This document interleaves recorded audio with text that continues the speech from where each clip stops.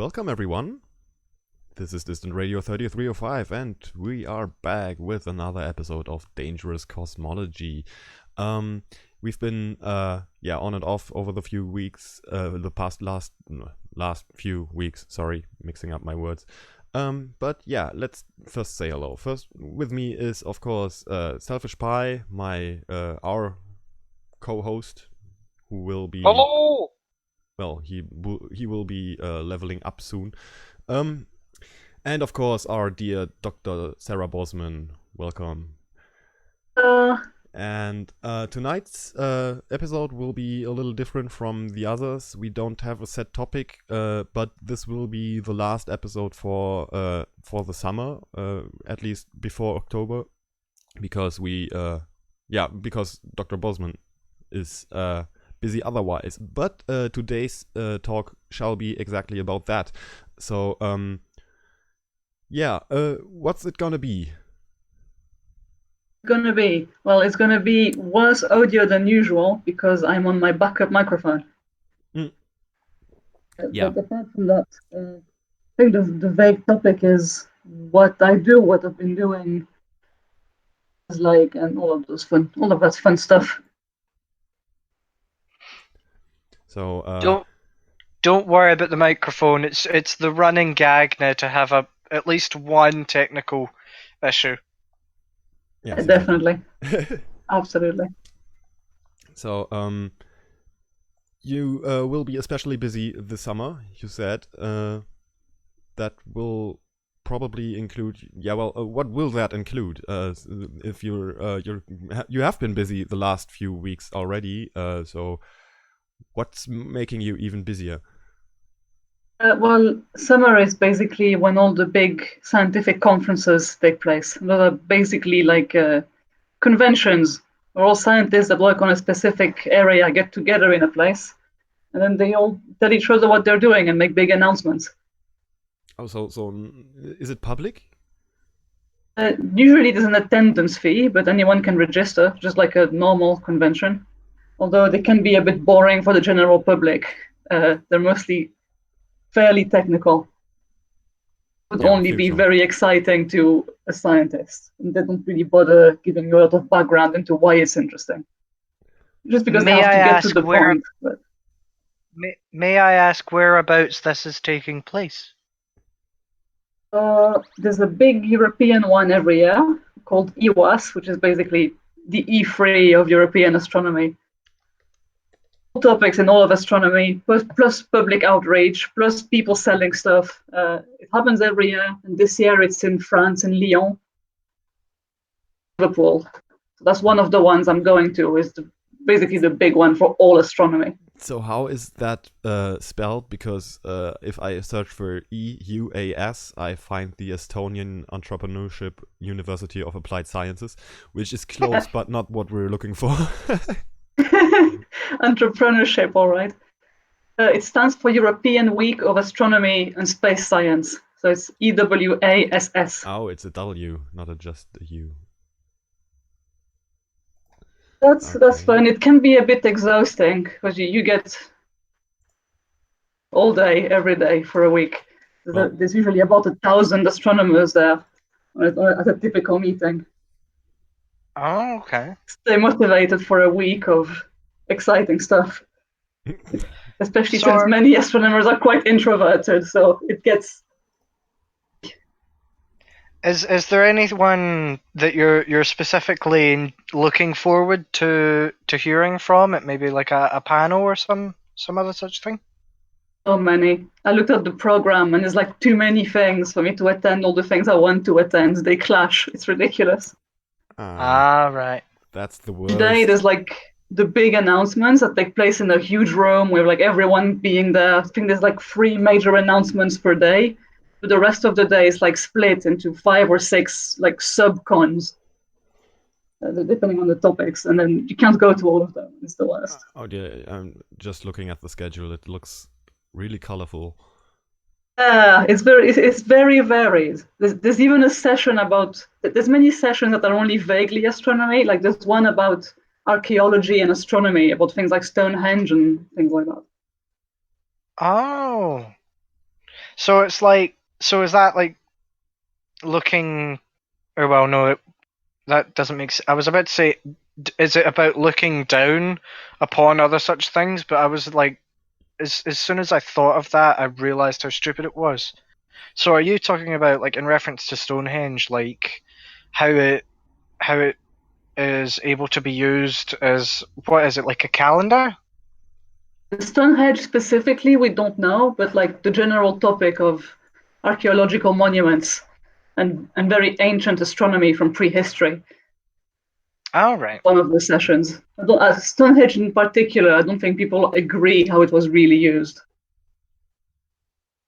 Okay. Mystery. Why did they build Stonehenge? Because the they were biggest mystery bored. of all time. They were bored, exactly. They thought, oh, we've got these big stones here. What shall we do with them? Oh yeah, let's make a stone circle.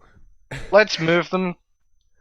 Let's move them about 2,000 kilometers from the place that they were proven to be quarried from, just for a bit of a laugh. Okay, A yeah, big but stony birthday cake or a prison far too easy to escape. yeah, and Stonehenge is only the most popular one. It's not the biggest one, right? Because I think a little further up north, there would be one that's actually part of a settlement by now, because it's so big you can't actually enclose it. I don't know its name. I wouldn't be surprised. Yeah, at least it's not Ninjas. you can just go there and touch the stones and stuff like that, and it's more accessible for the public, and obviously not that popular. Stonehenge is pretty nice nowadays. When I went there a few years ago, it was right next to the motorway. It was really shitty. Like the motorway was straight next to it. You would just pull out and just it was a parking lot and that was it. Yeah, that's pretty much And how the I sights were remember it. not even that good because the motorway was in the middle of it. Like you could not get away from the noise and just the massive road next to it. All the pictures were taken from a specific angle to hide the motorway. And that's bad. It's better now. I think it's a tunnel now. Oh, All right. at least it That doesn't is quite disturb the nice. view. But Because is that really one of the talks you're going to attend? No, I'm not going to that specific one. But some people are going there for that, right? It's a con of all astronomy. Are you speaking on some of those? I'm giving a talk. Yeah, I knew it. Not in the main sessions, in one of the side sessions at the same time as four other ones. So the lunch He's sessions. giving 2 talks. I'm No. very proud of him. Very proud. Which talks are those? I'm just looking at the site right now. So Mine is the last one in the Cosmology on Thursday. on, you see, I'm only seeing public events. I'm looking in public events. What tab should I be in? Oh no, I'm not looking at it. I'm looking at the program right now. Oh, of course, the program. The one thing that's obvious, but I don't look at But it's because I'm a only S tool. codes. And on Thursday you said, right? Yeah. I can just tell you what it's called. You don't have to. Yeah, Program. that would be easier. I'm gonna be presenting 3 young galaxies living happily inside the quasar's proximity zone. So. I just can't. SS16, the physics of accretion columns. No, that's not it. Young stellar objects. S3, if that helps. S3? Cosmology. S3C. Really... Cosmology S3, the universe in the first trillion years. That's it. Yes, and oh, that's multiple talks. Oh. Whoa. Oh, that makes a lot more sense. And here it is. Oh, I found it. I wish I could go, but I can't do France. Oh, no. Yeah, France. I will. Well, I should give like a public version of it. Unfortunately, I only travel as far as the UK and sometimes France. Are those talks being recorded? Sometimes. Could you make sure your talk is being recorded? Yeah, sure. I mean, Woo! academic talks are really boring. I don't know if any of you Oh, have ever been to an academic talk. It's all Yes. about precision and not about excitement. yeah, that's the Yeah, good I part. what you want. I do know what you mean because I went to a dark matter talk, or that it was like open to the public, and it was at Glasgow University, and they had Martin Hendry. He works at Glasgow Uni, so that he. Hang on, Martin Hendry. He's a professor at Glasgow, so obviously he comes up a lot in like discussions and stuff when I'm talking about like my personal experience with astronomy. But he was Mm. there. There was another man who oh, I wish I could remember his name, but he was doing stuff like theoretical physics and like string and M theory, and talking about how they explain everything and also or attempt to explain everything and other such things. And so there was a bit more of like a a broadened thing, but it wasn't like excitement. Like obviously there was a few like crack jokes and they were funny jokes, but it was like it wasn't designed for the public's entertainment. It was designed as an educational thing, which I found fun. But I do know what you mean. So, I would tell him off because when I give talks in universities open to the public, I always try to write them differently, aha. specifically for other scientists. Actually, it's much harder. I find giving talks to the public is actually for me a lot easier because I'm not afraid of getting like a number slightly wrong. No one will rise in the audience and shout at me. Talks, that's actually quite common. Okay, that makes stuff a little less pressurizing, but I've I literally think seen the people at the end of academic talks. I saw one guy once just stand up and say, "I don't believe any of it." That's a bit it's not about rude. belief, and Like, science is not about belief. It's not, but you have to present convincing arguments, and some people may not be impressed with your convincing arguments. Mm, yeah, well, but I prefer precision over sensation. So I would really like to hear those talks you have, and not only you. I would like to see the entire convention, but that's probably impossible. If it ever happens close to you, I think it's worth checking it out. Even if you only go to the big reveals, like the plenary talks in the big room, Well, it's in Lyon, right? So art is good. Cohen Leth could attend if we tell him, and if he's interested. The It's an almighty American Q. equivalent. So EWAS is the European IFRE, and there's an American IFRE, which is called the AAS meeting. Oh, It's a lot more funny commercial thing, still. I'm an AAS member, but Ah, yeah, because I wanted at one point I wanted to subscribe to the science magazine, and you had to be a member of AAS for that. fair enough. But yeah, well, I live in Germany, so it's not that optimal. And I don't have a I didn't job, know so what I I was can't doing. afford any of it, which is saddening. But You don't have a job yet. yeah, You're volunteering right now, and once that's over, probably someone will want to hire you. let's hope for the best in this strange and likely failing in the long run economy. Uh, Political and saddening moment. but don't Yes. worry. I just saw today that apparently there are 3 more jobs now severely understaffed because European workers don't come here anymore. The job architects and vets. Yeah. Yay, Oh, Brexit. Yeah, yay Brexit. No. I'm not British and I don't like it. I'm British and I don't know what it is. That's the problem. That's obviously.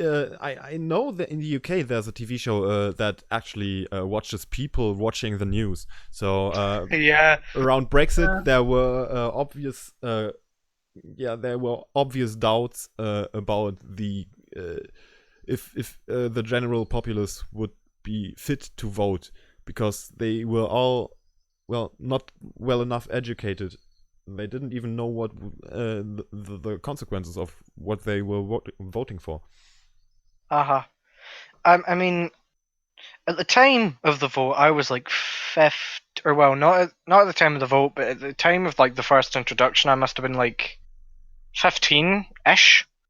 So Yeah, a little my early. memory of it is probably a bit faint because I was worrying about what year was I in? Fourth year stuff, first exams. Mm. Well, I don't get stressed in exams, but you know what I mean. There was a lot more to worry about at the time. But from what I can remember, I do know that it was sort of like with when it comes to Brexit, it was sort of this program that was dug up from a book, and it was like, oh, this sounds mildly appealing, and then someone got in a star about it. It got a big enough star that the public had to vote on it, but because it was like in a book that no one knew about, no one knew what it did, and that's what's led to today. So yeah, keyword Ireland, because that's gonna be a problem. Yeah. Political. Well, it's the border issue. I don't know how it was resolved, but there was apparently no plan in place. It's not been one of the things about Brexit. Like, if you were to equate Britain and the European Union's relationship to a boyfriend and a girlfriend or whatever, then one of the deal breakers would be having a lack of freedom of travel, right? Yeah, so that's one of the downsides. If we have a deal that has no, let's call it unlimited travel just for ease of speaking. But if we didn't have unlimited travel, that was the deal breaker. That deal would not happen.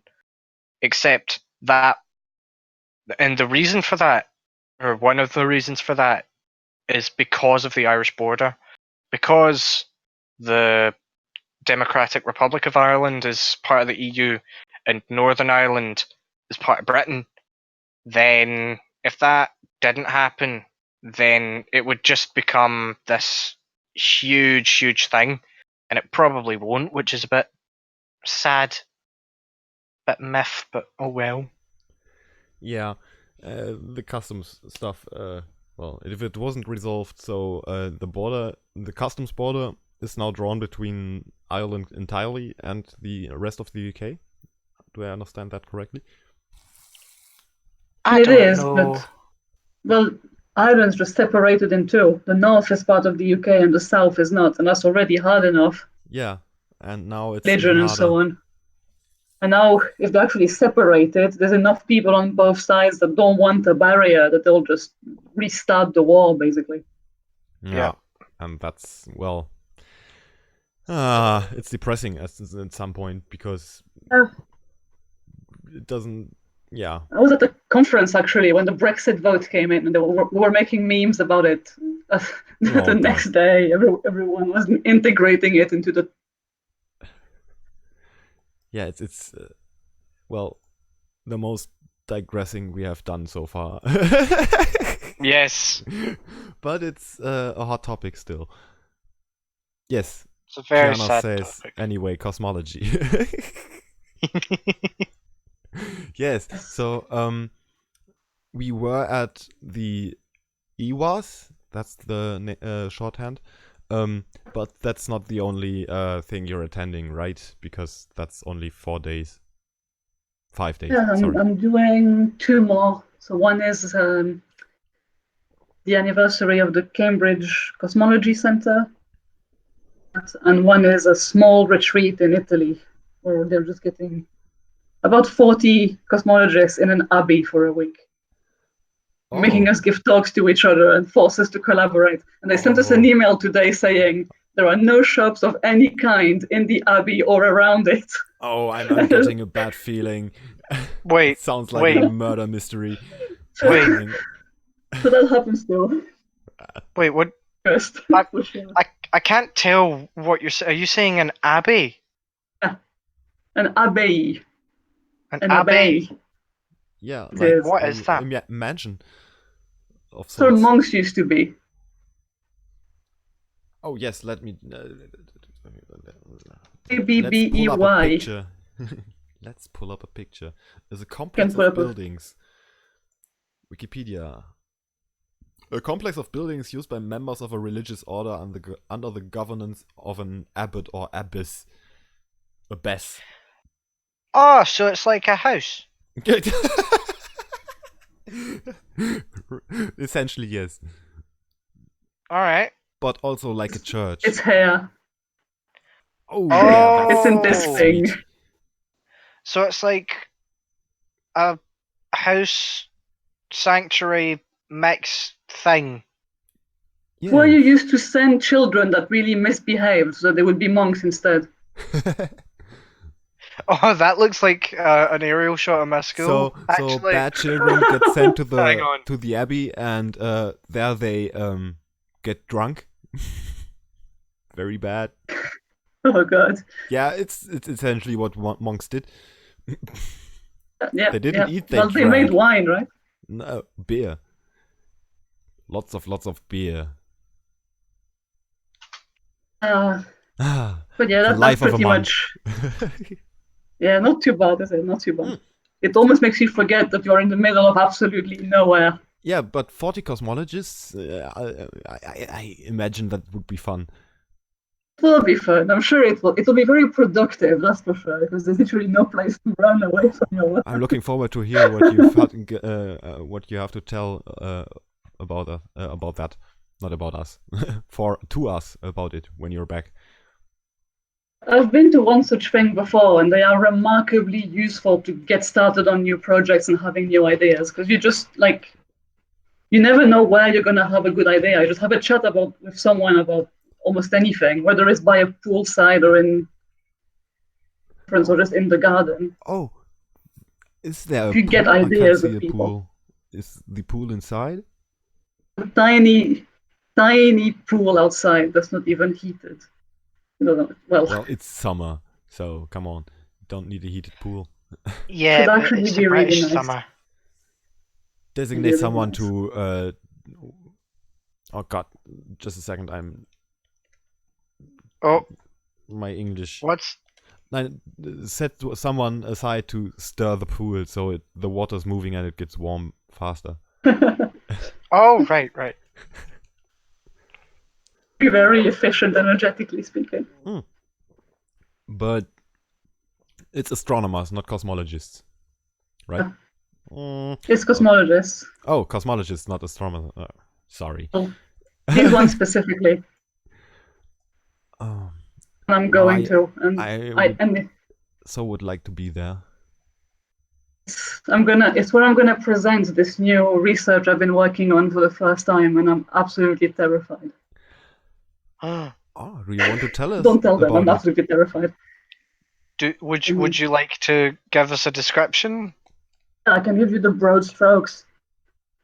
Please So, do. basically, around January, I discovered 3 new galaxies. Well, nowadays that's not so rare because you take a picture like the Hubble Deep Field, you only have to point the Hubble for 10 hours at a deep patch of sky to get hundreds of galaxies. So just finding a galaxy is not that hard. But these guys are very, very special because they're located really close to a quasar, like so close that we didn't think they should be that close. All right. So they're pretty sweet, and they have a whole bunch of strange and unique properties. One of them seems completely unharmed by the quasar. It is super close, but for some reason it's completely normal. It is this very happy little galaxy, very young, in the first billion years of the universe. It just happens to be next to this enormous quasar gushing UV light at it for millions of years, and it has not even flinched. So it's just a happy little hot dog. It's a happy little galaxy. Oh. The other 2 are keeping it company. They're all special for a variety of reasons. For example? Well, basically, so early in the universe, the entire universe is still opaque. Mm-hmm. What we call reionization. UV light and starlight cannot travel through the universe yet. Yeah. Because the gas that fills it is still neutral. It's in the form of the H2 molecule. Mm-hmm. That doesn't let a lot of light through. It's like a fog. So All right. starlight and quasars have to first destroy this fog and rip away the electrons from the protons so that the universe becomes properly transparent. First, around the sources that are really powerful, right? Like quasars. Quasars are super efficient at clearing out this fog because they emit so much light. They're the brightest thing in the universe. Mm-hmm. Basically like an island, a small island where you can see through in the middle of a completely opaque universe of extreme radiation. In addition to this incredibly powerful quasar, there's these three galaxies. Yeah. All One of them is exactly at the edge of how big the bubble is. Which I think is not a coincidence, because that would be a bit too strange. So someone put it there. No. Them there. Well, I don't think someone put them there. They ended up there. At the end of the bubble, because it's affecting how well we can measure the bubble. So actually, that's not where the bubble is ending. It just looks like it ends there because this guy is there blocking it for us. Actually, you realize the bubble is actually a lot larger. It's just we think it's short because this guy is in the way. So this is significant.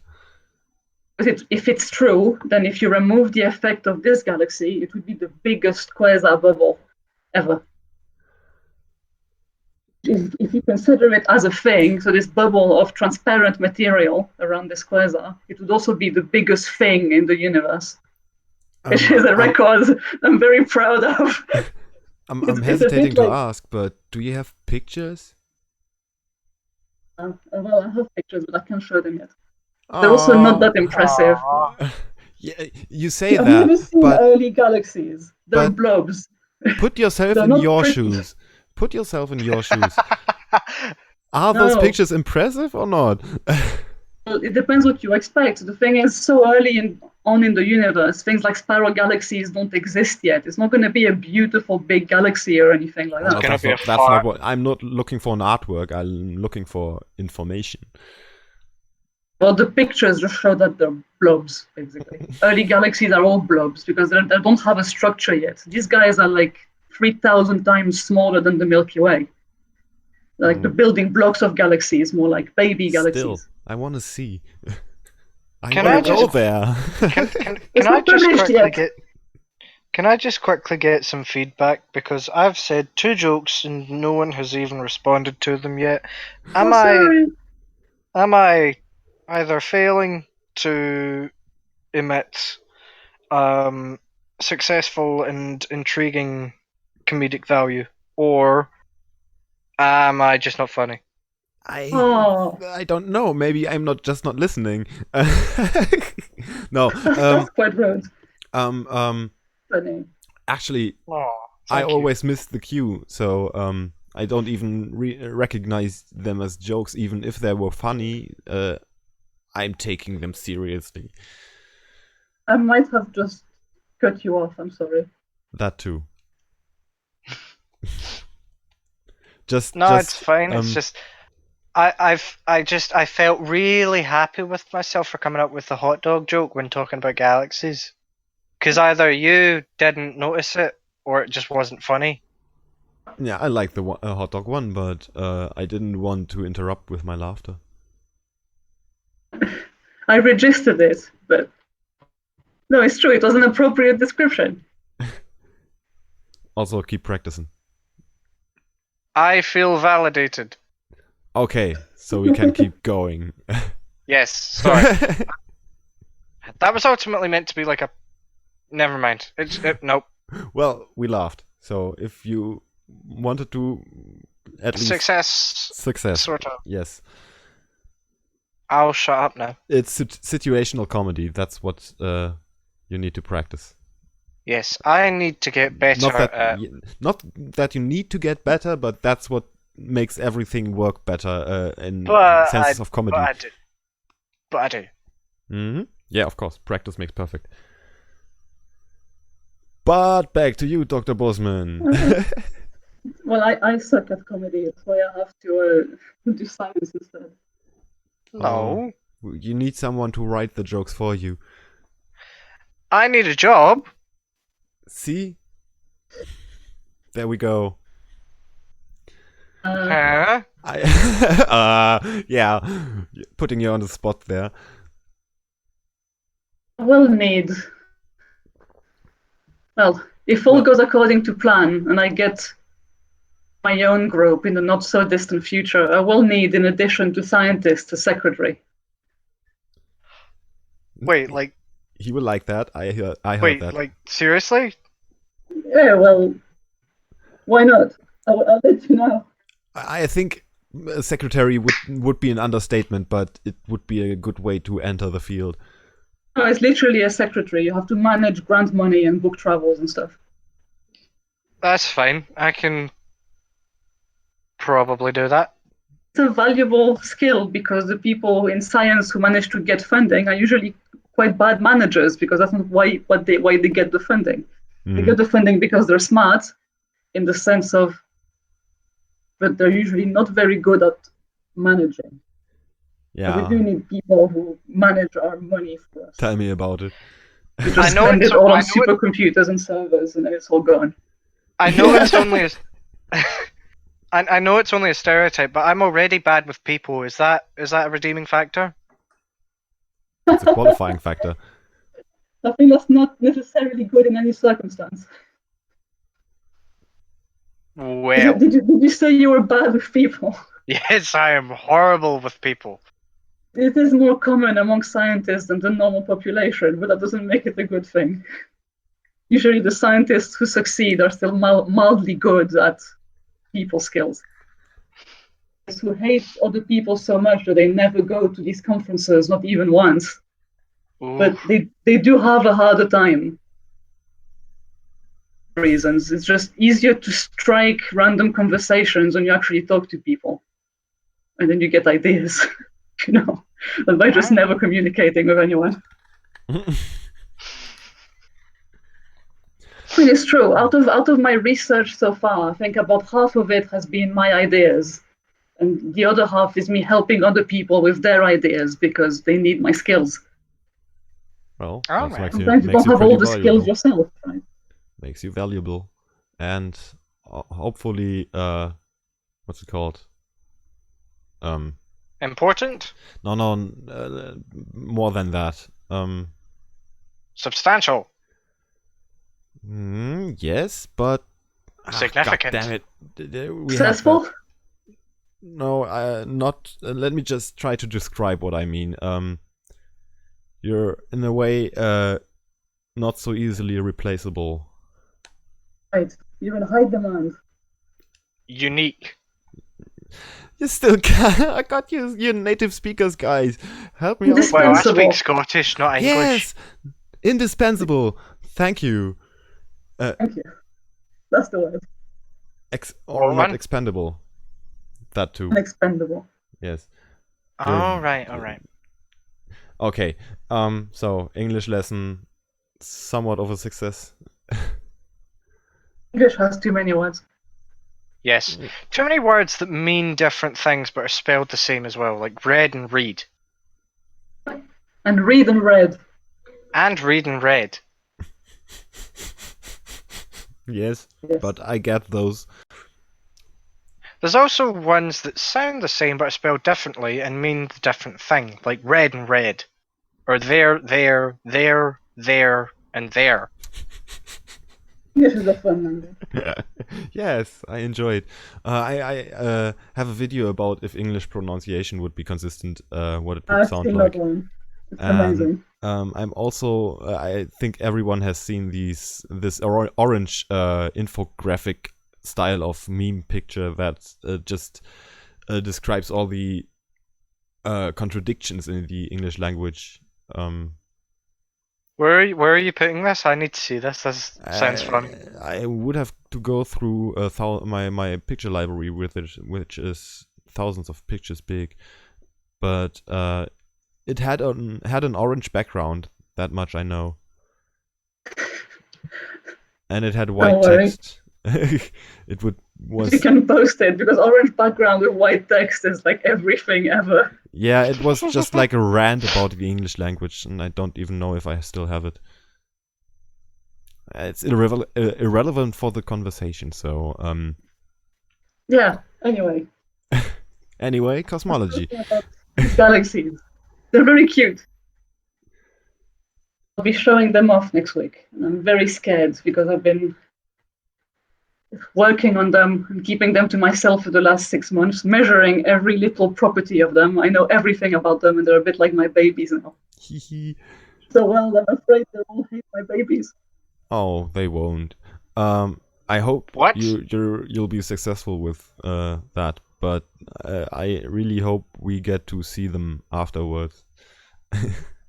They won't be impressive. The way you analyze these things is through data more than pretty pictures. Pretty pictures are nice and to get people excited about it, but for actual useful information, we use things like spectra. And Wait, so spectra, for did you someone who miss their doesn't know first them, steps? I Oh, missed well. the first steps. I did, I guess. Oh well. So I do get to name them, so that's good. What are your what would your favorite names be? I've already chosen.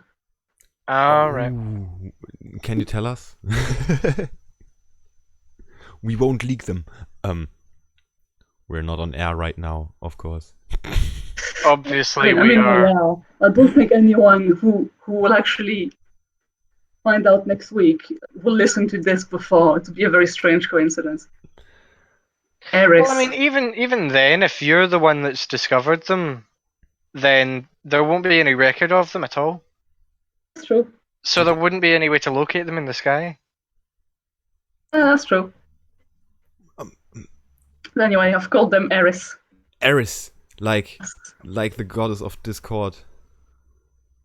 No, not like the girls of Discord. The goddess of discord.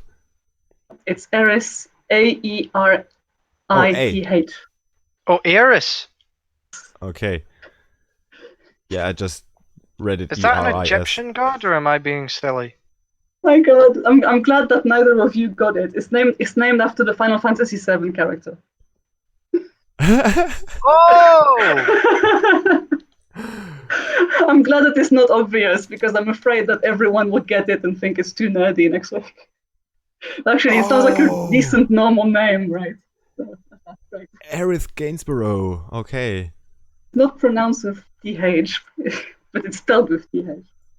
We can have a debate about this. But Aerith. Well, I mean, to be fair, I'm not old enough to have become a fan of Final Fantasy, but I do know the name. yes, but there is always time because the games hold up very well, even if you play them today. And they're getting a remake next year or Yeah, maybe but this year. but I don't want to go back and play like 15 games of. No, there's only like 3 good ones, don't worry. Oh, okay. And 7 is the most legendary of all of them. If you're going to play one, it's got to be 7. But I think 8 is even very underappreciated. But 7 is the one that has entire musical concerts dedicated to it. Yes. And in terms of cultural impact, I think 7 is not really. Yes, I won't deny that. How many games, like, in total have there ever been released? Like, not just sequels and prequels and other such things, but like special editions and other such? In total, I think it's going on 100. But the main games, the big ones, there's 15. Hmm. The last And two of them are MMOs. Yeah, 11 and 14 were MMOs, and 14 is still running very, very big. 14 is amazing. Best MMO currently. I played 13, and that was it for me, and don't play MMOs except, well, Elite. If you want, okay. That's a strange one to be the only one you've played. It's sad. No, I've played a lot of MMOs, but I don't play them anymore. I don't like the concept of gameplay. I don't like the gameplay loops. Yeah. That's true. Well, at least 14 has a very solid single-player experience, even though it's an MMO. You only do the MMO part for things like dungeons and raids. But actually, the story and the single player experience is very, very good too. But the controls are just too similar. I play games like Dark Souls and Sekiro, and I'm a single player gamer for life. Yes! Or Metal Gear, or those are the games I play. I have Dark Souls 3, and I haven't played it in ages because I want to catch up on Elite Dangerous as we've already covered, but I love it. Yeah, It is a great. fantastic game. Do you play it with a controller or the keyboard and mouse? I play with controller. Yes. With controller. I was talking to one of my other friends, like, in physical, I see them, they see me.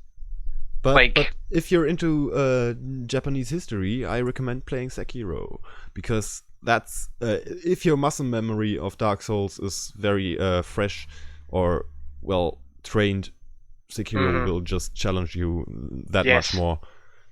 Because it's entirely based on parrying, isn't it? Yes. Well, not entirely. It's in parrying, not entirely, but it's dodging, like... and it's based on high aggression gameplay. Uh-huh.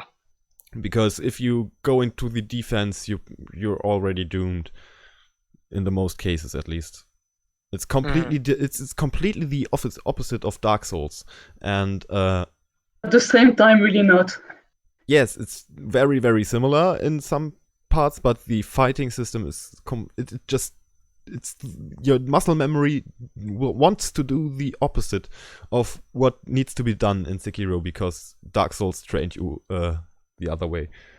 If you were to put Demon Souls and Sekiro on a line and have the rest of the games on a spectrum, I think that Bloodborne would be the last thing leading up to Sekiro, because they'd got rid of the shields entirely, and I know that a lot of people love Bloodborne, not just because it's a fantastic game, but because of the fact that if you are trying to get into Dark Souls, it's also the game that teaches you what the fun way to play Dark Souls is, because you're forced to do all the dodging and stuff. I never finished Bloodborne because it was Me on neither, PlayStation 4, and I don't own one. Mm-hmm. I used to own one, and I gave it to my sister, and so it's hers now. But she sometimes lets me play it, but I'm never on it often enough to justify fully devoting time to finishing it. I'm still like I've been over the past 2 years I've played it. I've not even made it past Vicar Romana yet. Or well, I did once, but like not since then. Okay, so or little I have not played any of those. I can highly recommend them. They are challenging, but they are never unfair, and the storytelling is just so very. I love it. It's so subtle and not overbearing or anything. It's just world building, exposition for the most part, and that's what I love about stories. I'm a really shallow person, and I actually care about really bright, happy graphics. So Dark Souls is not for me.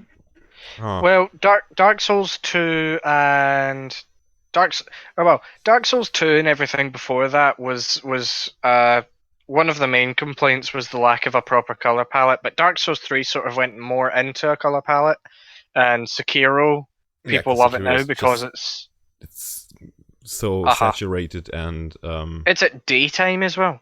Yeah, for a big part of the game, yeah. But it's very colorful. It's very much use of red. Well, it's the Japanese use of colors, and they use red and gold and what's the browns of woods. Very colorful. Like nice sheens, like especially on the sword if you get the right graphic settings. Yes. That too. But anyway. Shoba! No. Cosmology. So we've got okay. Ares, or Ares. Well, if you pronounce it Japanese, it would be Ares, without a th. Okay, well, so anyway, so it's that's also how the they name first translated it into English. Yeah, and that's the name of all of them. You said they were 3 galaxies. Don't they have? I've given them that name in the hope that it sticks for the type. So I'm just calling them areas A, B, and C. Oh, okay. All right. Yeah, well, Hopefully, small galaxies very close to a quasar will have that name now. You never know. Ah. It would be That- really cool. You can't see me, but you know that meme of the guy where he's like he taps his head and he has like a small smirk. Yes, yeah. I'm doing that, but left-handed. That'll be a fun thing to announce. Looking forward to it. We'll see how it goes. So that's one thing I'm presenting. Then the one at the end of the summer, the one in Cambridge, I'm presenting. And I think I mentioned before on this show, which is our first proof that quasars were different in the early universe. Mm-hmm. Yeah, we had a And whole I talk about that. have decent proof of it now. To Could you show it off. just, for anyone who's listening, just in case they somehow didn't see that episode, could you just give like a small like summary, or well, as small a summary as you can as to what the whole idea behind it is? Yeah, it takes 2 sentences. Okay. Go ahead. Pretty much copy paste from each other. If you know how much they eat, you know everything about them. It makes sense because they're just black holes with stuff falling in, not many moving parts. I think For all of the Oh, first right. part you cut out on there. I think I missed Yeah. that. Right, so quasars are pretty much copy paste. If you know how much they eat, you know everything about them, including how bright they are. Times in the universe, all quasars of some brightness are all pretty much all copies of each other. They're quite simple objects. Well, not simple, but predictable. They don't have many moving parts. Just a black hole with stuff falling in. All right. Yeah. So First essentially, time, yeah. whatever was going on at that time, you can look at the activity of it and do some. Oh, what's? Oh no, it's happened again. I knew the word. I lost the word. Now I'm looking for the word in an awkward hole. Describe it. It's like, oh dear. You know when it's when you come to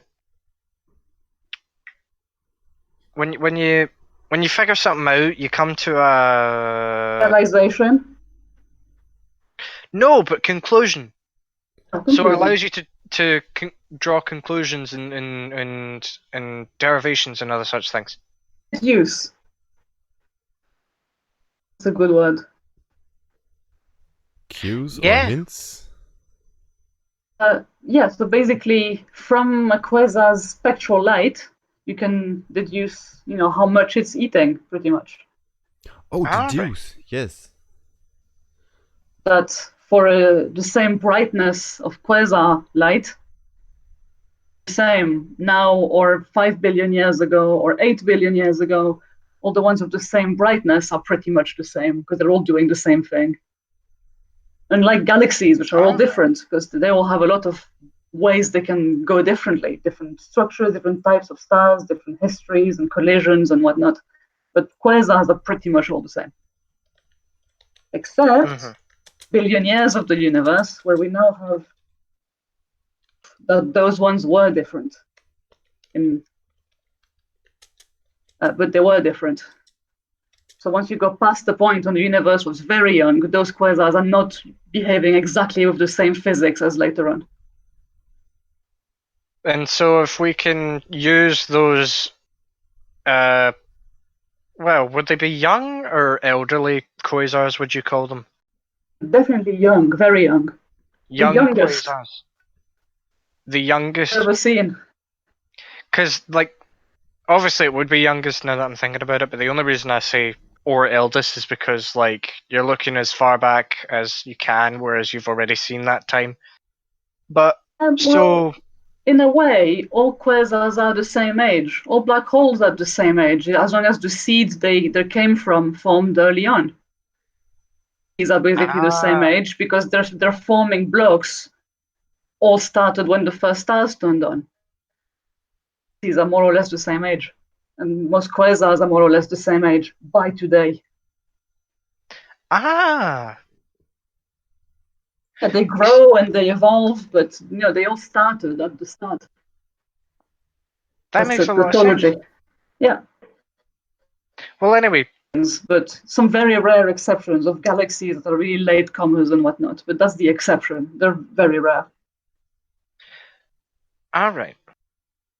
Well, so because of that, you can see how they were different and maybe figure out how the laws of physics might have changed or other such things, and we can get a more accurate view into what happened at the beginning. Is that So sort of the thing we discovered was just proof that they change at all, because that wasn't known before.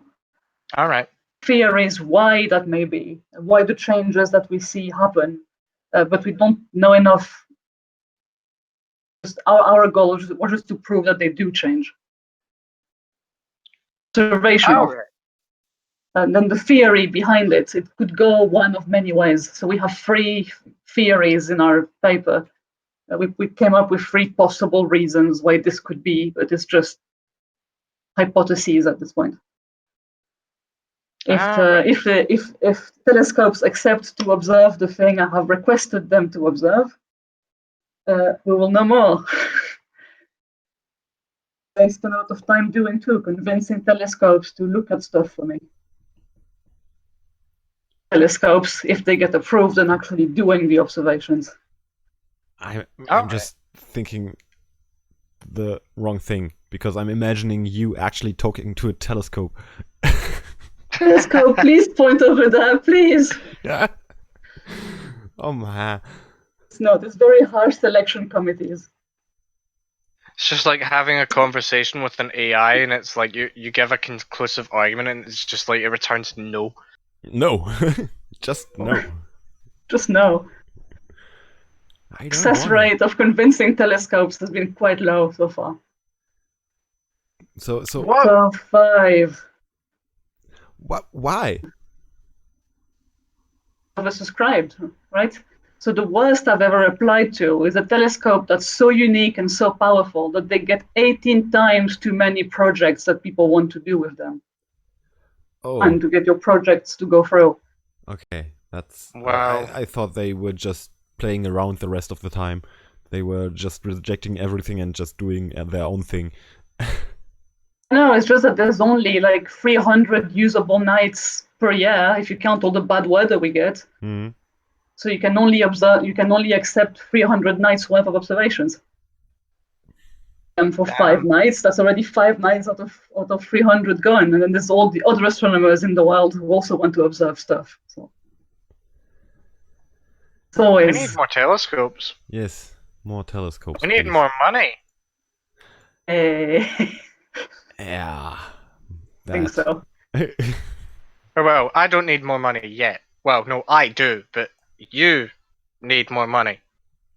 Well, it's not like I can build a telescope. These things are built by many countries coming together. But then all the people in all those countries want to use it.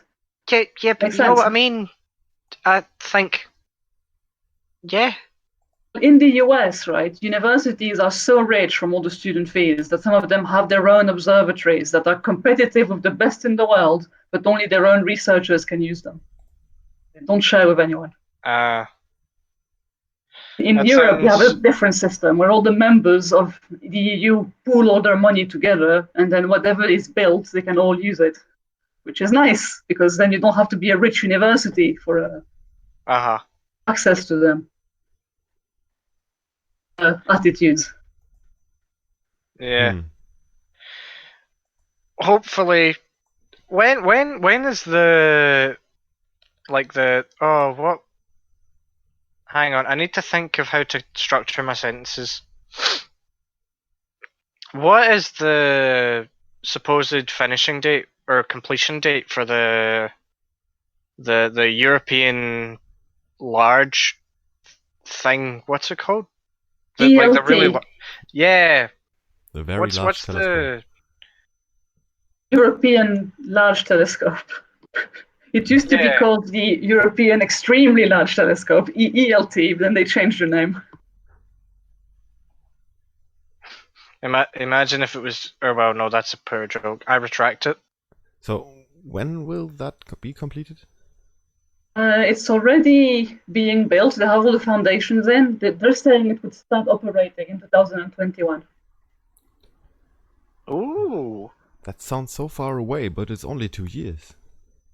Yeah, it's Oh. not very far away.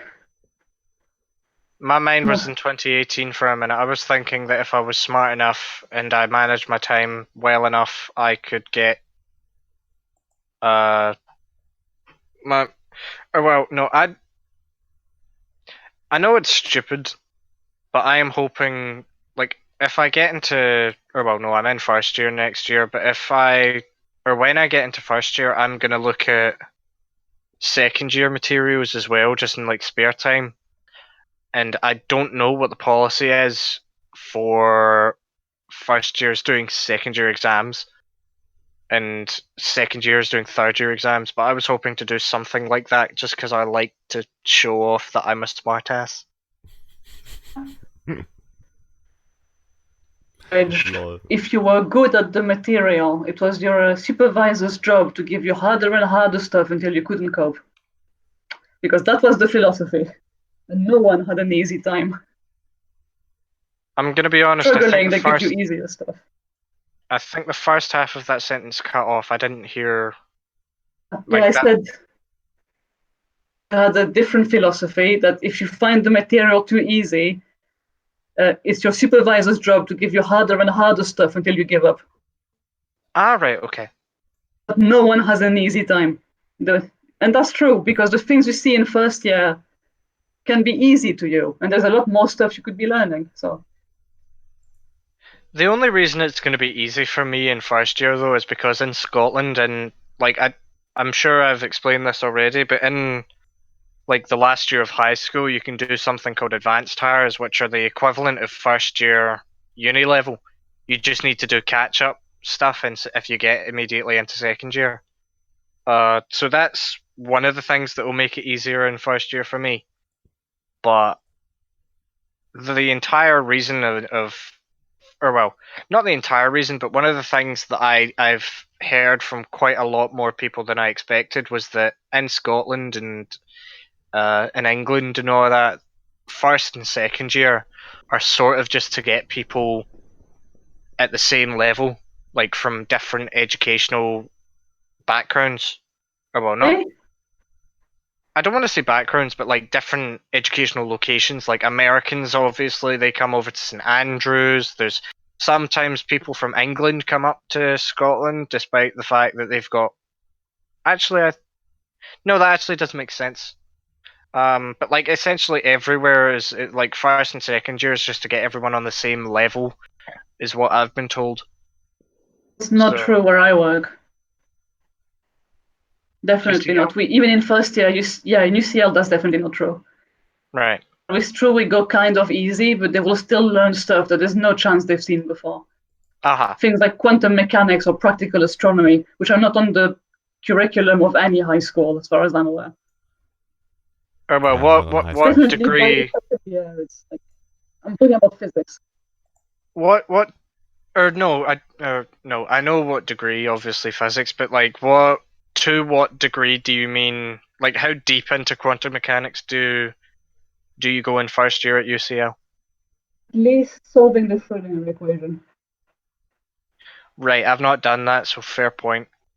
Yeah, well, you learn it. I think that's fairly standard for first year quantum physics material for universities, I think. And for practical astronomy, we teach them how to actually use a bloody telescope, CCD cameras, what a blank field is, how astronomical imaging actually works, and do it yourself. So, before, because schools don't have telescopes. While we're at that astronomy topic at UCL, you actually gave a talk, a guest talk at the Certificate of Astronomy course, if I remember correctly. So it's very fun. Yeah. That's our evening course for adults. I was actually looking into attending it because, well, I want to get a degree at some point in my life. So at the latest, when I'm back from Japan next year, I would try to get to the UK. The thing is, the requirement is to be resident of the UK, which is sort of a problem now. And Interesting. I didn't know that. and for at least right now, the applications aren't open because it's undergoing a review.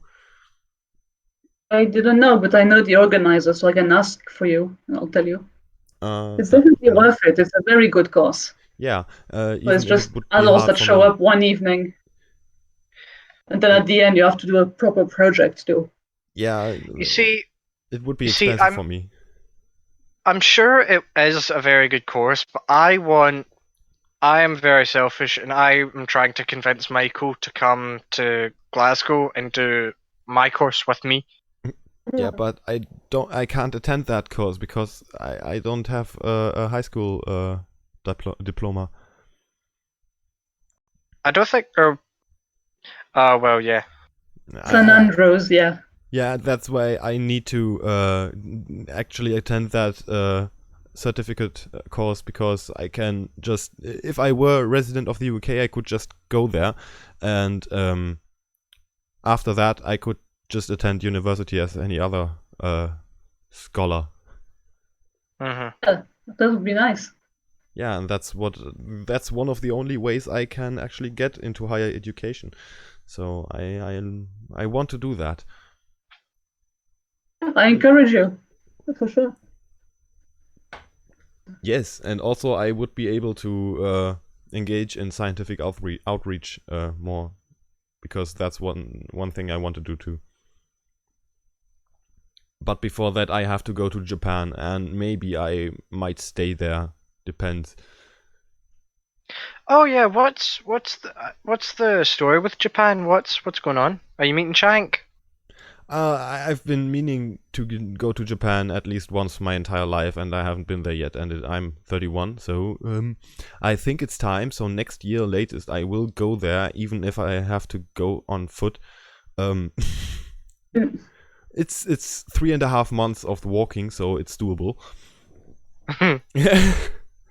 But yeah, I've felt a connection with Japan as long as I can remember, and that's why I need to go there to make sure if I need to find out if I actually belong there or not. So that's the thing I need to do before I can continue or make plans of my life further. Well, can you speak Japanese? Yes, I can. At least I learned it. I'm missing a lot of practice. You're secretly a weeaboo. Nope, I refuse to be called that, because I respect my culture and I know where I come from, and I definitely don't want to be Japanese. It's just the sense of belonging still is there, so I can't deny that. But I'm not a weeaboo. I'm not someone who a weeaboo is someone who actually is that much into being Japanese that they actually disrespect the Japanese culture itself. You see, this is where we could get into a teasing cycle about the fact that you said you definitely don't want to be Japanese, because I could then go, well, why do you not want to be Japanese? And then we could embarrass you.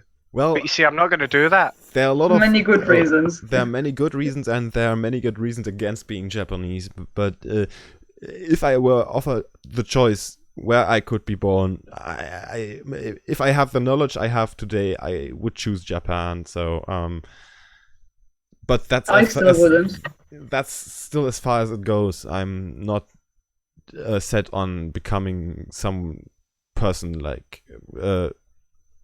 I don't know. I don't have examples for weeaboos because I don't know any. But it's still something. It's a concept that I don't like, because it's very, very. It's like a fanatic, and I'm not that. I'm just very much in love with Japan and Japanese culture. I can't really relate to the whole being offended by weeaboos thing, but I can do like a small level. For instance, in America, obviously there's the whiskey, Scotch whiskey. Or well, that's everywhere, but like in America, there's this big problem of Americans calling Scottish people the Scotch, which is diabolical. Why? And I hate it because we're not a drink. It's like Okay, yeah, that's true. it's like me calling you beer. It's not fun. Well, Germans are being called potatoes, so Why? That's Irish. I don't know. That's just the thing here.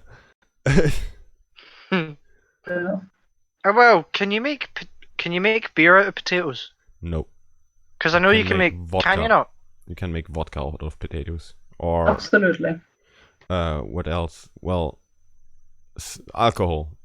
Very, very high percent alcohol. What can you make out of potatoes? Because I know you. Or well, obviously it's not potatoes, but I know you can make Wonderful apple. things. You know, fries and croquettes and mashed potatoes and dumplings and oh my god, I love potatoes. What's the saying? You can like I legitimately don't know what the saying is because Yeah, it's always I it's don't like know what you everything. mean. Like the saying about potatoes, so you can something mash them and stick them in a stew. I don't know. Seems to be an English proverb. I don't know. That's Probably that's Irish. one of the things I didn't grow up with, unfortunately. So that's Right. what native speakers have. What I don't. Even if I consider yeah. myself a good English speaker. I forgot. Yeah, I forgot stuff like that happens. Yeah. Like in Italy, or well, there's a show in the UK, or well, no, Sarah, you'll know this one because unfortunately it was the one that you dislike strongly. Uh, Yeah, well they it's there's a show on a channel called ITV called Good Morning or This Morning or something. And they have like a cooking segment. It's like in the morning to get you happy about dinner later at that night or something. And they have Yeah. like this celebrity chef on it, and he's an Italian guy called Gino De Campo, Hmm? right? And like one of the sayings that he says, uh, is an Italian saying, an Italian proverb that when translated into English, it sounds ridiculous and it doesn't make any sense. Do you want to know what it is? Please. If my grandmother had wheels, she would have been a bike. I don't get it. Me neither. He explained it, but I just don't get it. Oh dear. I love it. Okay, wonderful. You get it? I What? don't get it, but it's wonderful. Oh, right. I love okay. it. Yeah, it's fun, but why? That's I don't the know. only response I can measure. It's why. If we have any Italian listeners, please tell us what it means. So, if We my should ask grandmother Nightfall. had wheels, she would have been a bike. I think it's a response when people say, well, if I'd studied physics, I'd have been Einstein. That makes sense. It's Dude. yeah. Oh, well, no, that does make sense. It's equally ridiculous. Yeah, but that might be it. Ah. You see, I still don't get it because I'm bad with piecing it together, but it makes more sense somehow. Yeah, you should. Would you prefer an equation? Yes. Oh, okay. Always. Let me try and type Because it then out. I could solve it and figure out what x is, and x being the meaning, Yeah, let me just. Precisely. and y being the original translation. and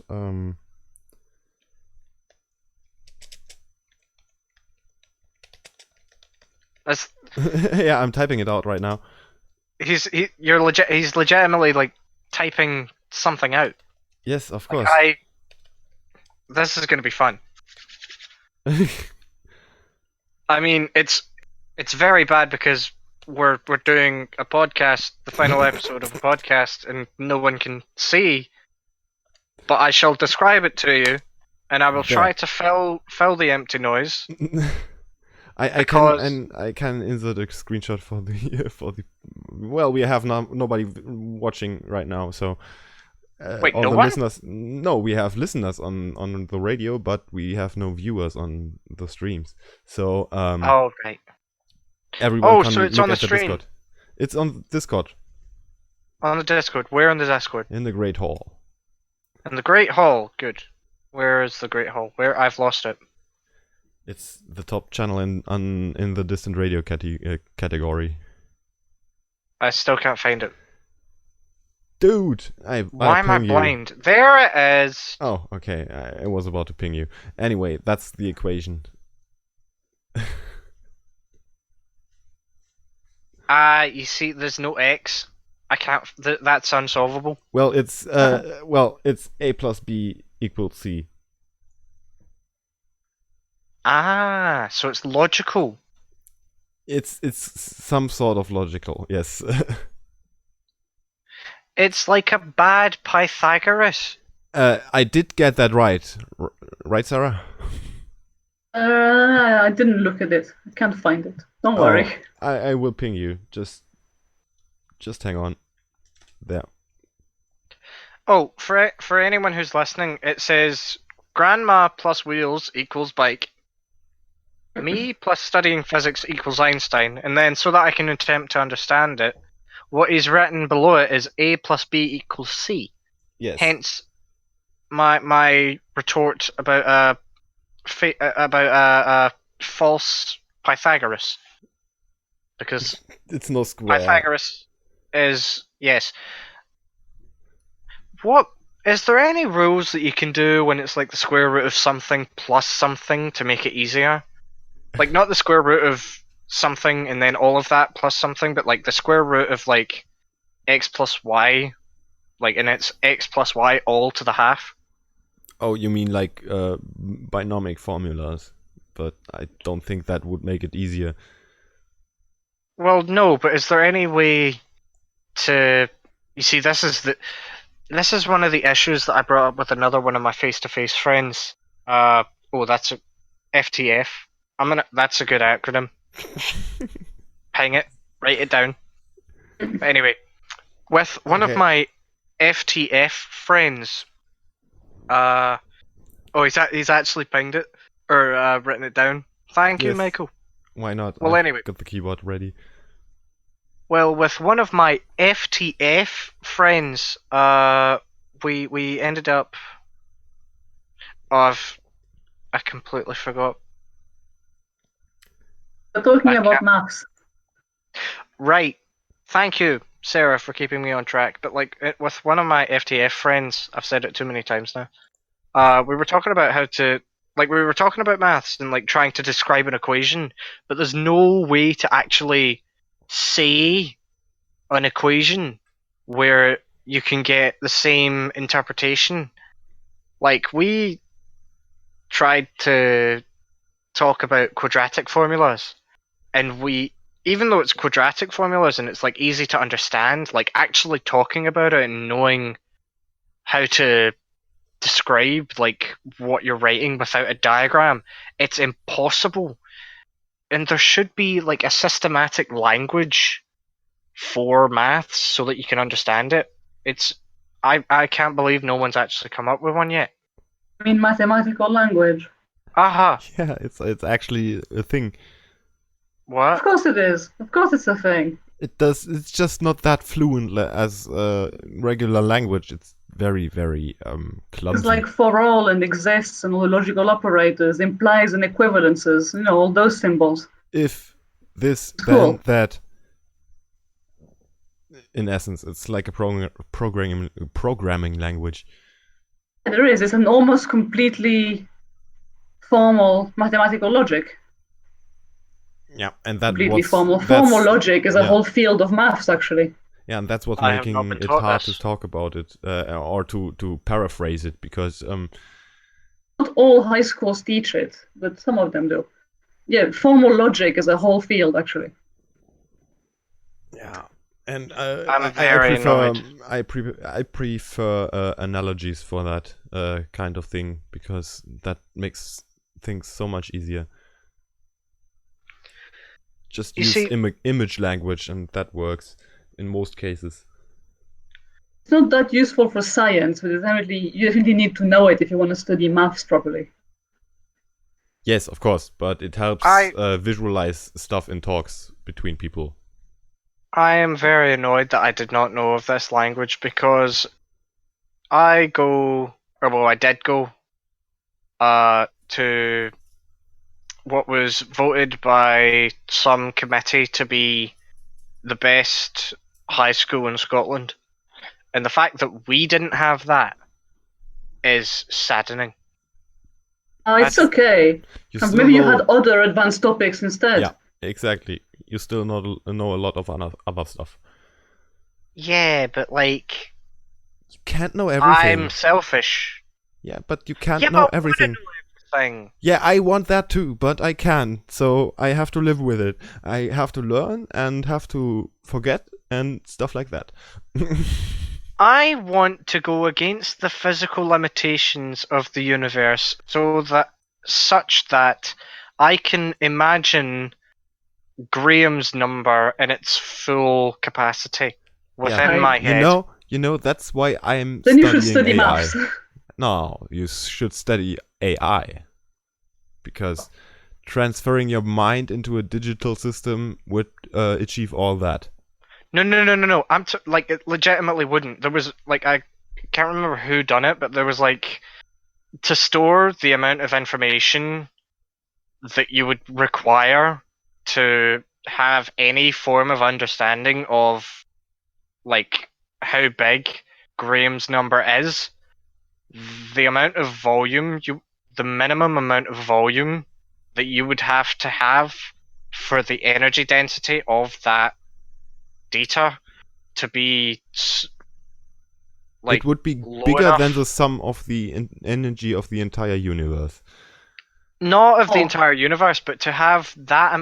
Essentially, what it was that if you wanted to hold all of the data required to understand Graham's number within your head, then the energy density inside of your head would be so much that it would collapse into a black hole. Hmm. Simply, Okay. millions of simply, times over.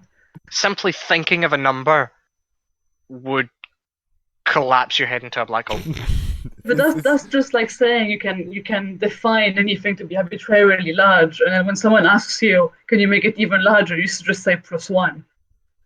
Mm, Times yeah. number is just the extreme of that. Like how big a thing can you define? You can always go more. It's Aleph not 10. surprising that you can reach things like Aleph, the black Aleph, hole, which Aleph, is actually Aleph, not Aleph, very much. Aleph, Aleph, Aleph, Aleph, plus Aleph. What's Graham's Aleph? number is still bigger. Yeah.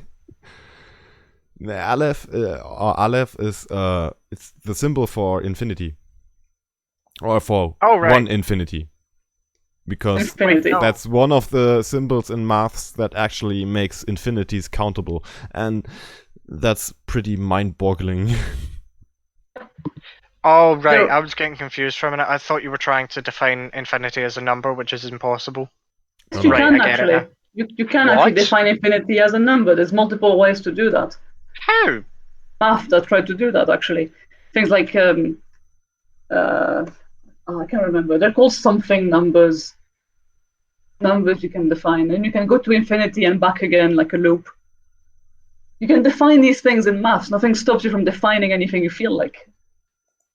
Are you talking about dark numbers? No, I can probably find what I Transcendental mean. numbers? Dental numbers are still quite small. Did Matt Parker talk about that? Yeah, he did actually.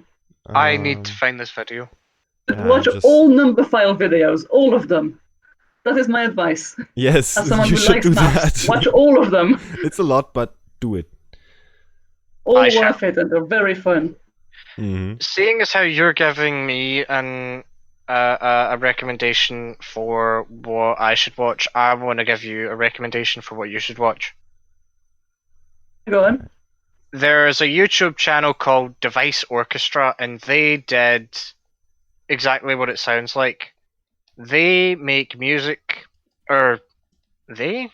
He? I don't know. Them. It. It makes music on devices that make a noise that can be tuned, Like but it's like a toothbrushes device. Yeah, or and like calculators. they made. Or Yeah. portable printers, the checking printers. Are you on the page? Yes. It's not a Yes. lot of videos, but it's a toaster. The Imperial March on a toaster. Yes. Game of Thrones theme on 9 electric devices. They've got toothbrushes. They've got like till receipt things and like typewriters, and it's like the skill and the time that goes into it is fantastic. It's like that video of the guy playing You're an All-Star on an old Samsung phone. It's fantastic. He's only got like 4.6 thousand subscribers, but it's I love it's how truly small this beautiful. channel is. It looks amazing. Okay, I'm gonna watch it. I'm convinced. Yeah, I'll watch it after the show. Yes. But anyway, I just Anyway. I just had something in mind. I forgot. Damn it. Go back on topic. Sarah, Yes. what was the previous thing we were talking about? Because if I can't remember, I'm just gonna ask you about something else. Well, originally I was gonna tell you what I'm gonna do this summer, and I got Yes, through do two that. things out of many. Yeah, so let's get back to that. I'm actually okay. Yeah. So conferences helps to approve my projects, and the last major thing is I'm actually gonna go observing. Yay! Observing what? I'm gonna go observe some Space. galaxies using the Keck telescope in Hawaii. Oh yeah, That's Hawaii. a popular one. It's a very popular one. It's also one of those that you can only get time on if you know someone from one of the American universities that for it. Uh-huh. You mentioned Hawaii before, but could you give us a sort of overview as to what specifically you'd like to be doing there? Well, Hawaii is one of the two best places in the world to observe. It's one of the two places we put all the best telescopes at. The other one is in the Atacama Desert in Chile. Mm-hmm. Very dry. Now, Hawaii is top of the mountain, and the mountain is very, very high, so there's not much atmosphere above it, which makes it very good. We can't build any more new telescopes in Hawaii because the locals don't like them very much. Screw the locals. Just put them off the island. Make it. Well, is their island? We'll buy it.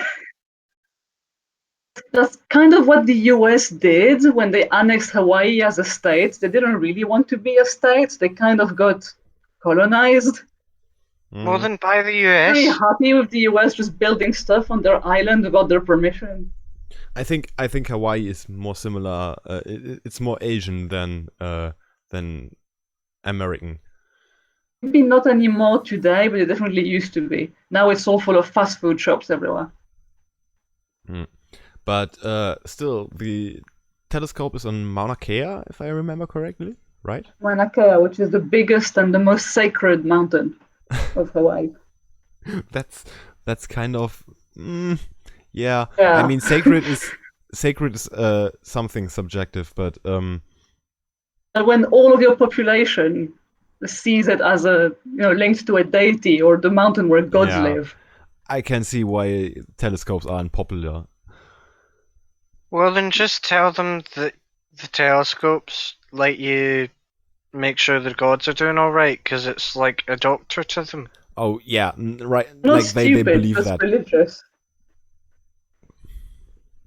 And It's even if you're not religious, it's also a cultural thing, right? Because they Yeah. don't benefit very much from it. Ah, fair enough. They would rather just and not have like thousands of little telescopes pop up on it everywhere. Wait, Anyway. how big is the mountain actually? Actually, there's not thousands of telescopes, but there could be how many? Less than 100, but not many more less than 100. Let's still a Google lot. this. Let's Google this. Yes, let's The try effect the of- almighty machine. The There are effect of 13 observatories. all right. Yeah, Kianas is commenting the US also repressed native traditions, which is very much true. Ah, Yes. right. Oh, so me They have saying just reasons. screw it is offensive. No, Yeah, kind of. the idea of just telling them it's for making sure the gods are alright. It's just, well, Very insulting. yeah, it would be, but we of course know that it's just approximation because, well, at least I don't know Hawaiian culture or spirituality that well. I couldn't say what it would be making sure of, but yeah, it's still.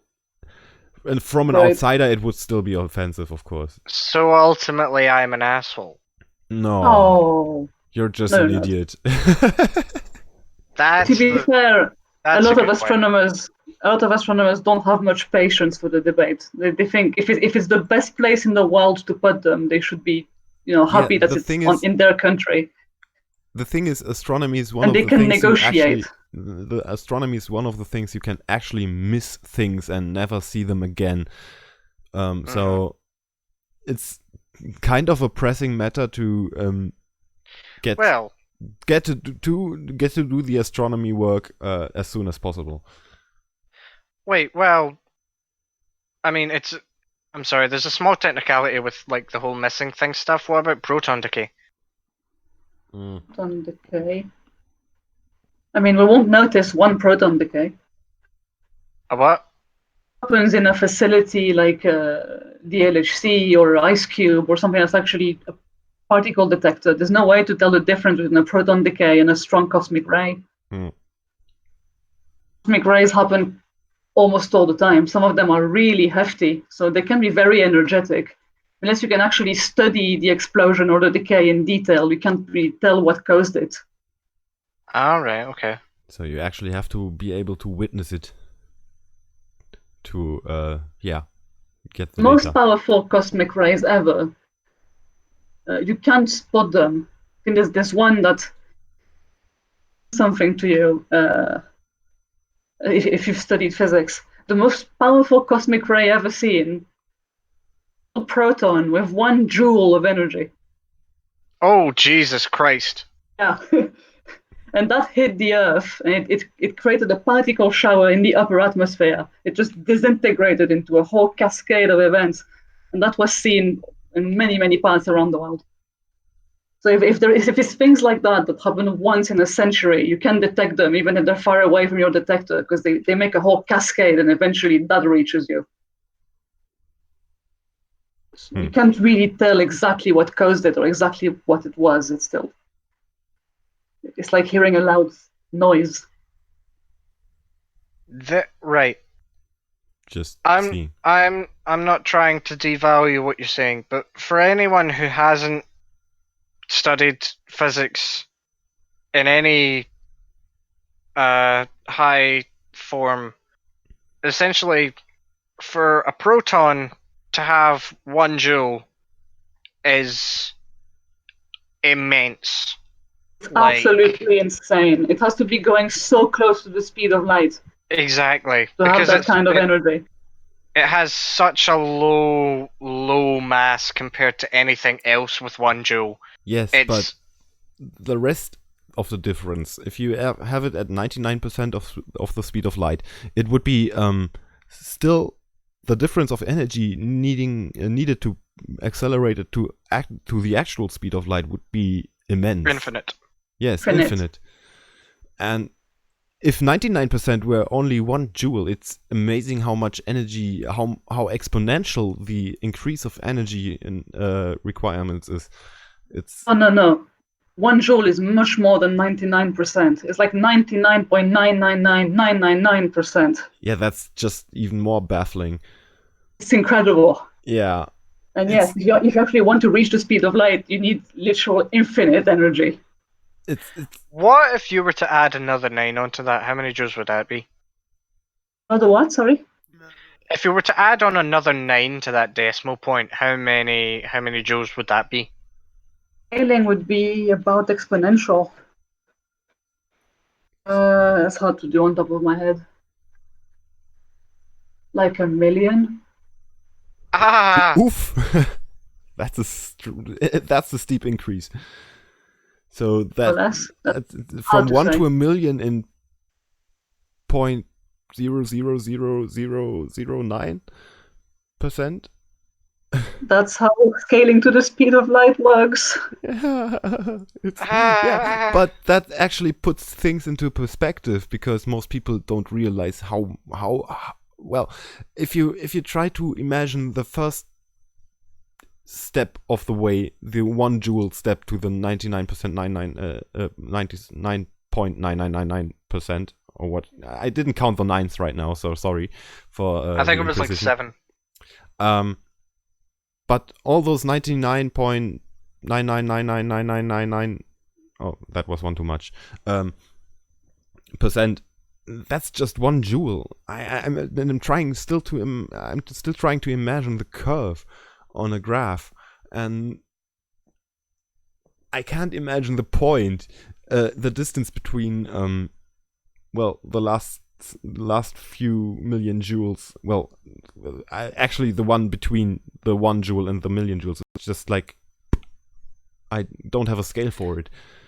Well, just imagine the graph 1 over x plus 300 million.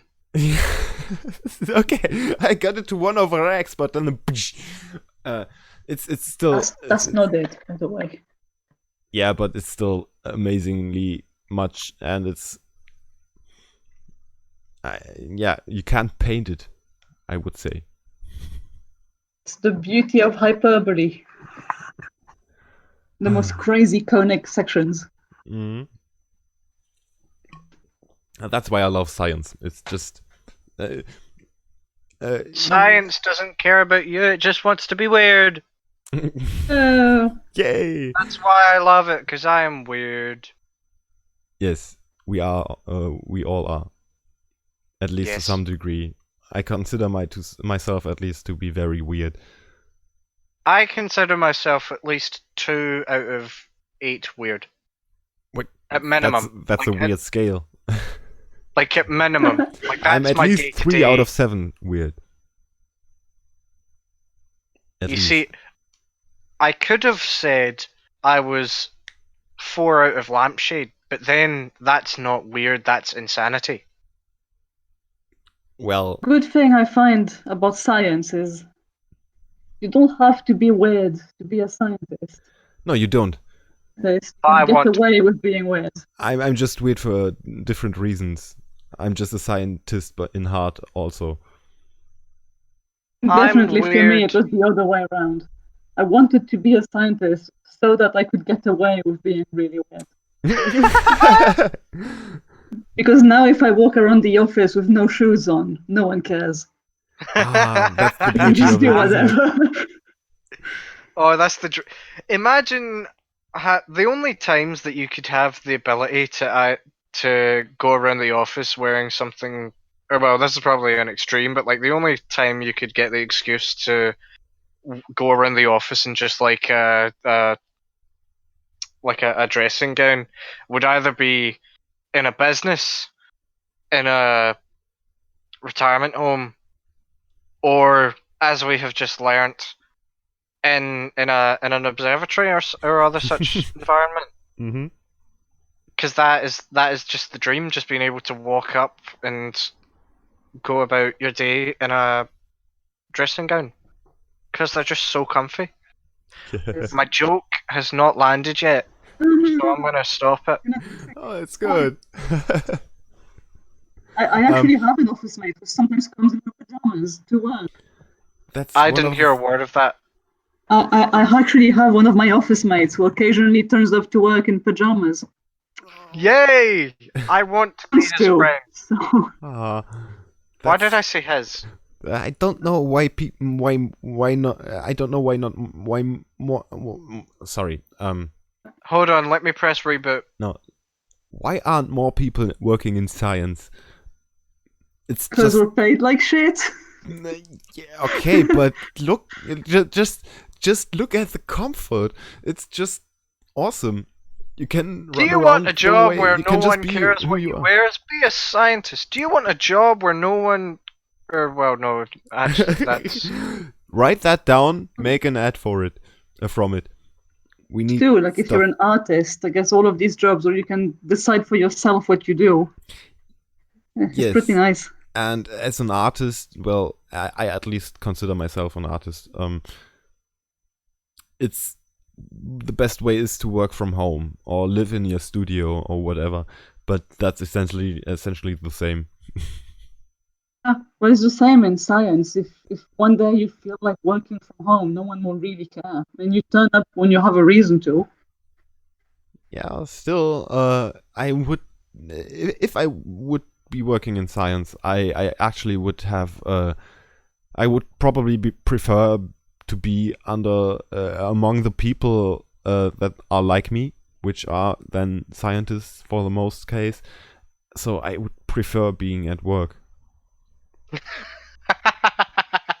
Sorry, I'm just looking at the chat, and I've seen, in relation to what we were talking about, Commander Kianas.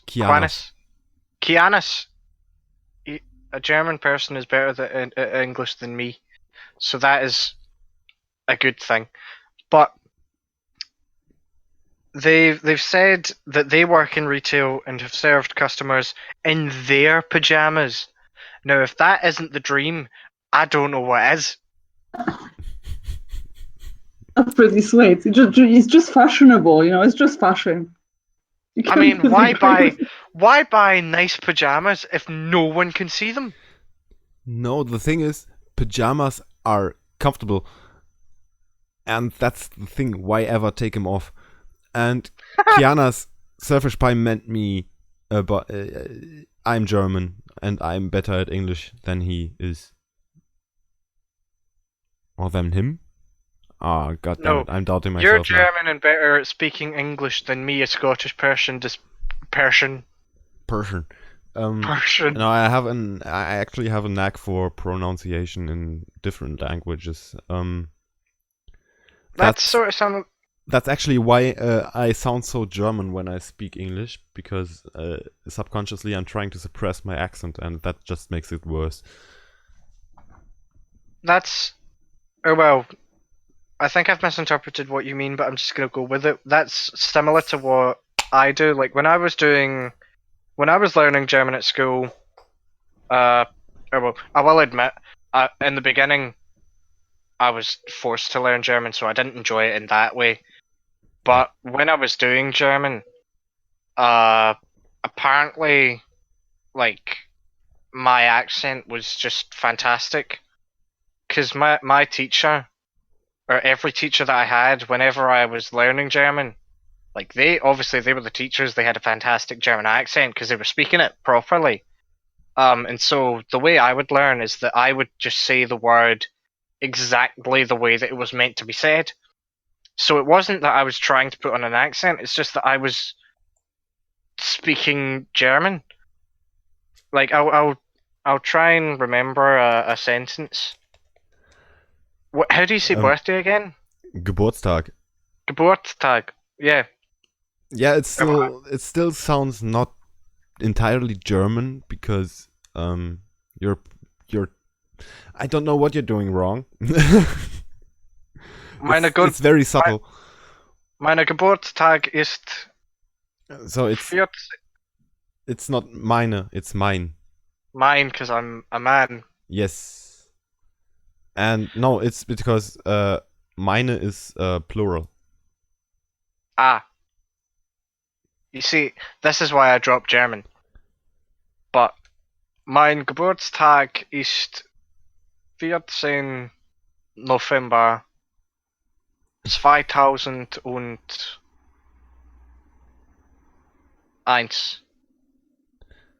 Is Yes, that grammatically that- correct? It was correct, yes. You missed Woo! it's mein Geburtstag ist am 14. November 2001. Ah, right, okay. The thing is, I'm not speaking High German, so when I speak German, I still have my little dialect going on. It's not that Hey, that much. dialects. Yeah, it's not that much, but it's still a dialect that detracts from actually pronouncing everything correctly. Oh crap! Sorry. Sorry. Ding. Hang on. Okay, I'm awake now.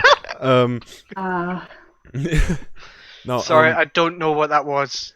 Oh no, it I had still my mic stand. It sounded very good for an English speaker. You actually has managed to. The thing is the R's. It's very hard to get rid of the English R. Mein Geburtstag. Geburtstag. Geburt. You God. roll the R with the back of your tongue. Oh. Yeah, and it's hard to get that right if you're not a native speaker. My friends who did French, they hated it because they had to completely relearn their R. Because like in France, if you're speaking it properly, it's not R, it's Oh. it. Yeah, it's like the J in Spanish. It's like me trying to say loch. Oh, You roll your that was R's. actually it was a bit too intense, but it was very good. It's Loch, like Loch Ness. Loch. Are you trying to tell me how to say a Scottish word?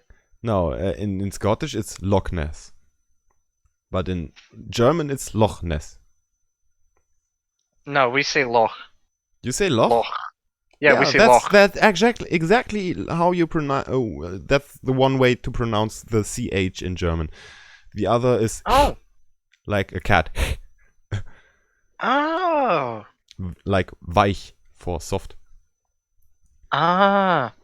You see, I need you to teach me German because you're a better teacher than my teachers were. Well, it's because I actually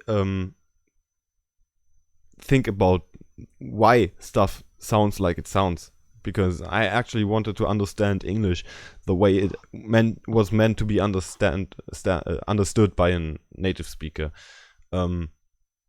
That's one thing my first English teacher taught me very, very well.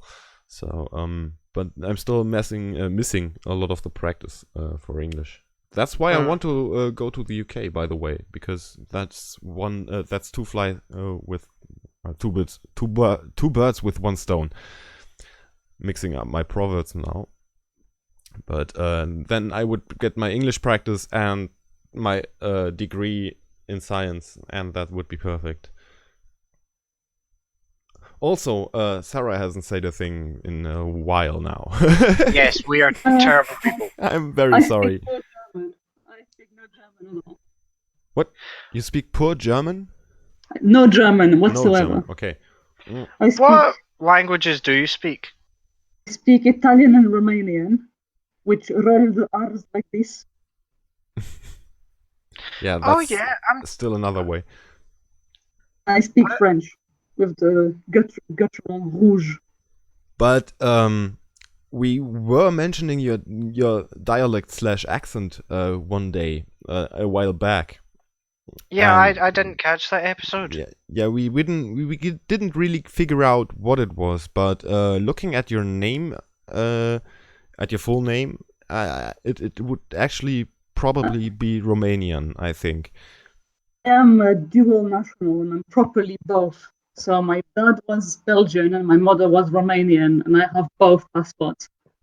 And that's my Okay. confusing name. It's Bosman, which is very Belgian, and then all my other names are very Romanian names, like Elena Ivana.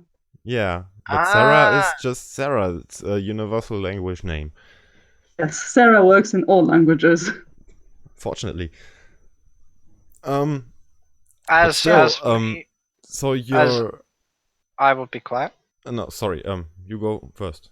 No, it was just a small thing I was going to mention before the show that we figured out that Sarah is a nice name because I ended up getting Que Sera stuck in my head, which is it's not actually anything to do with the name Sarah, but I was listening to it like 20 minutes before the show.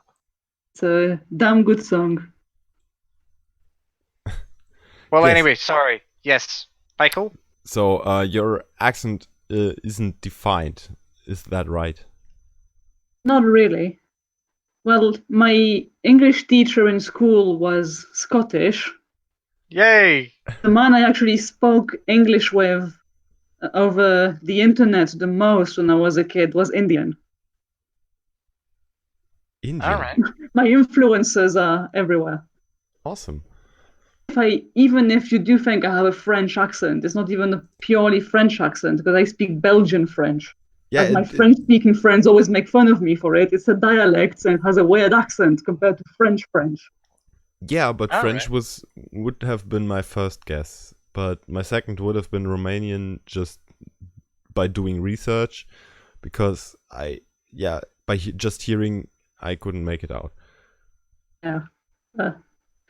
I'm trying I to can't improve really. it and sound more and more British as I live here more, but Yeah, but that's the thing. You even sound British to some parts, so it's very very confusing to figure out the parts that actually. when I went to the US, I sounded British enough that was the first thing they heard. Yeah, and Actually, the cab drivers, when I arrived at the airport the first time, could not understand what I was saying. I had to write it down. It was a big loss for me. Uh, Everything wrong. And then I tried to get some water, but it's not water, it's water. water. water, I can't Water. say that the No, there's no American T. way. Water. water. Water. Well, Yeah. actually, you can actually make very much fun of the American accent too, It's a because very clear accent, but yeah, it's hard to do unless you actually live it's there. hard to do. It is hard to do. Whenever I It's try easy it, to make fun of it. whenever I try an American accent, it always somehow devolves into an Australian accent. Oh, I can't do Australian. I can do Australian My lovely horse. quite well. Rocky, get some shrimps on that barbie. In fact, Sorry. I Yeah. was Struck once. me. Yeah, okay, sorry, go on. No, it's insignificant. What struck me the most slash New Zealand accent, because I can't really tell them apart, is I had this friend who kept trying to say pen and he kept saying pin. He was talking about the pin, it's actually a pen. All right. Pin. I had no idea what he was talking about. For about That- 5 minutes. So do you guys know Malk? No, I don't. What? Oh dear, that's the thing. You Hold on, guys say don't know again? Julian Smith? Malk. Malk. Pour me a glass of milk. Oh my god. I wouldn't I've have posted guessed the that link to about the video. sentence. I posted a link to the video because I can't do it as well as the video. It's milk. Okay. It's coffee with milk. Malk. That's Fan and Finn. Oh. You get it now. Oh. That physically makes me shudder. I didn't know that video, but I understood the difference. I got the issue of the pronunciation of the I in English, because sometimes you don't just say milk, you say milk, because some people just that's at least an American thing, I think. I'd say Australian. Because Australian, they pronounce their A's differently, like Australian. Like, is obviously Australian. A is obviously a correct way to say A. It's just that they interchange it. They change their A's to, or their A's to As. Australian. Yeah, you just have to watch the video because it's hilarious. It's just... well, Julian Smith is a genius creator, so just watch the entire channel. That's my recommendation for tonight, since you two made Wonderful. one. So now thank we've you. made one each. Also, I'm sorry to interrupt this wonderful thread drifting again, but it's the end of the show, and I actually do have to go. yeah, What? we're reaching Oh, to God. the 2-hour mark. So I'm about to have a Skype meeting with one guy in California and one guy in Australia. oh yay! In Australia, 11 p.m. here Okay. and 4 p.m. in the afternoon in California. Then let's get a few announcements out, because this was the final episode for the first half of the year. Yeah, that was the first season of Dangerous Cosmology. We hopefully will be back in autumn with another season. In Q3. Yeah, and hopefully with a more structured system. I will try to make some... I will try work on that. But for the time until then, our dear Commander Selfish Pie came up with something else, and I would like you to introduce it real quick. Would you like me to give an overview of what it is, or? Yeah, but since Sarah has to go, we try to keep it short. Yes. Well, as of the second Wednesday coming up, there will be a new show. This will be, hopefully Michael agrees with this title, Clues of the Universe on Display. We will be doing it a lot more structured than what we have now, but definitely equally as fun. And we do hope to see you there, because the first episode, the pilot, will be on the Pentaquark. Yes. Yes. Hopefully I've not given too much information, because I am excited, but I have limited vocabulary because I'm stupid. No, that's perfect. That's perfect. That's a good teaser. So yeah, that's a thing. Second Wednesday from now. Same time as Dangerous Cosmology is usually happening, but since Dangerous Cosmology is on hiatus for now, yeah, that's the thing. And we will... I'm very much looking forward to doing that, since it will be not focusing on astronomy, but focusing on physics. And that's a thing we haven't gone into very much on our shows lately. So that's something to look forward to. I hope you want to see it as much as I do. I know I want to see it. Yeah, rather hear it, because the video part will be a little bit different, but we will get you more information on that later. For now, we thank you for tuning in, and I hope you enjoyed this last episode with so much going off topic as never before. We set a new record on that. Yeah, and thank you, Sarah, for being here. And we wish you, of course, very much good fortune on your upcoming endeavors. And I'm looking forward to hearing from your reveals and your observations you'll be having in Hawaii and the thing next week. I hope you can keep us up to date on that. Yes, thanks. I will definitely come back. Yes, fun. Woo! Well, it was a fun talk with you guys. Let's say goodbye and don't try to drag this out. This was Dangerous Cosmology on Distant Radio 3305. So thank you for tuning in. Thank you for being here. It was a wonderful season of Dangerous Cosmology for now, and I'm looking forward to the next season. yes, have a good night, a good day, a good whatever, a good fly safe. Fly safe, commanders. That's the thing. Yes, and goodbye from me. Night. Thanks for tuning in. Goodbye to all of you, and we will see you in 2 weeks. Yes, bye bye. Bye bye. Bye.